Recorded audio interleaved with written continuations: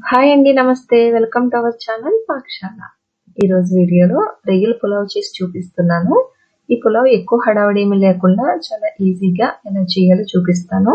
So ఇక late చేయకుండా వీడియోలోకి వెళ్ళిపోదాం. ఫస్ట్ కేజీ రొయ్యలు తీసుకున్నాను. వీటిని ఉప్పు, పసుపు, నిమ్మరసం వేసి నీట్గా 4 to 5 టైమ్స్ వాష్ చేసుకోవాలి, లేదంటే నీచు వాసన వస్తాయి. అలా వాష్ చేశాక ఉప్పు, కారం, కొద్దిగా అల్లం వెల్లుల్లి పేస్ట్, కొద్దిగా ఆయిల్ వేసుకుని ఉడికించుకోవాలి. ఉడికిస్తున్నప్పుడు ఈ రొయ్యల నుంచి ఎక్కువ వాటర్ వస్తాయి. ఆ వాటర్ అంతా పోయే వరకు ఉడికించుకోవాలి. ఇలా ఉడికించుకున్న రొయ్యలు ఫ్రిడ్జ్లో పెట్టుకుని స్టోర్ చేసుకోవచ్చు. అలా స్టోర్ చేసుకున్నవి ఇవి. సో వీటిని పక్కన పెట్టుకుందాం. నెక్స్ట్ 1/2 kg రైస్ తీసుకున్నాను. నేను నార్మల్ రైస్ తీసుకున్నా, మీరు కావాలంటే బాస్మతి రైస్ కూడా తీసుకోవచ్చు. కాకపోతే రొయ్యల పులావ్కి నార్మల్ రైసే టేస్ట్ బాగుంటుంది. వీటిని నీట్గా వాష్ చేసి రైస్ మునిగే వరకు వాటర్ పోసుకుని పక్కన పెట్టుకుందాం. నెక్స్ట్ స్టవ్ ఆన్ చేసి గిన్నె తీసుకుని దాంట్లోకి 4 టేబుల్ స్పూన్స్ ఆయిల్ వేసి అది హీట్ అయ్యాక 2 బిర్యానీ ఆకు, 1 స్పూన్ జీలకర్ర వేసి కొంచెం వేగాక 1 కప్పు సన్నగా పొడవుగా కట్ చేసిన ఉల్లిపాయ ముక్కలు వేసి ఒకసారి బాగా కలిపి 3 చీల్చిన పచ్చిమిర్చి ముక్కలు, కొద్దిగా కరివేపాకు వేసి ఫ్రై చేసుకోవాలి. ఉల్లిపాయ ముక్కలు కొంచెం ఎర్రగా వేగేంత వరకు ఫ్రై చేసుకోవాలి.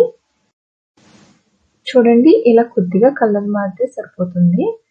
ఇలా కొంచెం వేగాక 1 స్పూన్ అల్లం వెల్లుల్లి పేస్ట్ వేసి పచ్చివాసన పోయేంత వరకు ఫ్రై చేసుకోవాలి. ఈ అల్లం వెల్లుల్లి పేస్ట్ కొంచెం బాగా వేగాక మనం ముందు ఉడికించి ఉంచుకున్న రొయ్యలు కూడా వేసుకుని ఫ్రై చేసుకోవాలి. ఈ రొయ్యలు కూడా వేసి ఒకసారి బాగా కలిపి 2 నిమిషాలు ఫ్రై చేసుకోవాలి.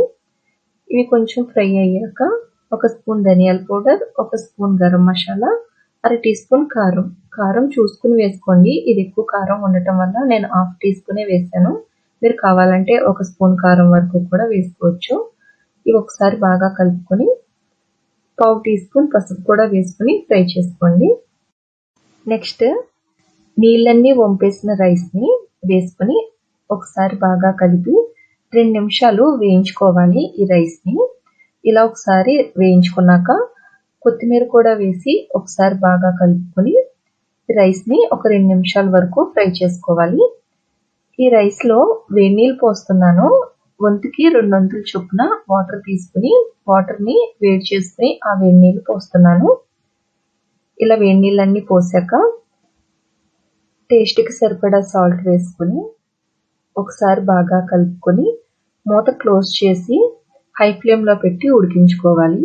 ఇలా ఉడుకు పట్టిన తర్వాత ఒకసారి బాగా కలుపుకొని సాల్ట్ సరిపోకపోతే అడ్జస్ట్ చేసుకోవచ్చు.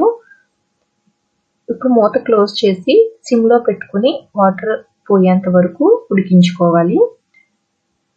చూడండి, ఇలా ఉడికిన తర్వాత ఒకసారి చెక్ చేసుకోండి. వాటర్ కూడా ఏమీ లేవు. ఈ రొయ్యల పులావ్ పర్ఫెక్ట్గా ఉడికిపోయింది. లాస్ట్లో కొత్తిమీర యాడ్ చేసుకుని ఒకసారి బాగా కలిపి ఇంకా సర్వింగ్ బౌల్లోకి సర్వ్ చేసేసుకుందాం. సర్వింగ్ ప్లేట్లోకి సర్వ్ చేస్తున్నాను. సో ఇంతేనండి, చాలా ఈజీగా రొయ్యల పులావ్ రెడీ అయిపోయింది.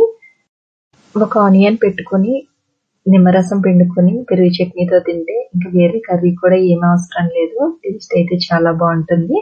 ఒకసారి ట్రై చేయండి. ట్రై చేశాక మీకు ఎలా కుదిరిందో నాకు కామెంట్ సెక్షన్లో షేర్ చేయండి. వీడియో నచ్చితే లైక్ చేయండి, మీ ఫ్రెండ్స్కి, రిలేటివ్స్కి షేర్ చేయండి. మరిన్ని వీడియోస్ కోసం నా ఛానల్ని సబ్స్క్రైబ్ చేయండి. Thanks for watching.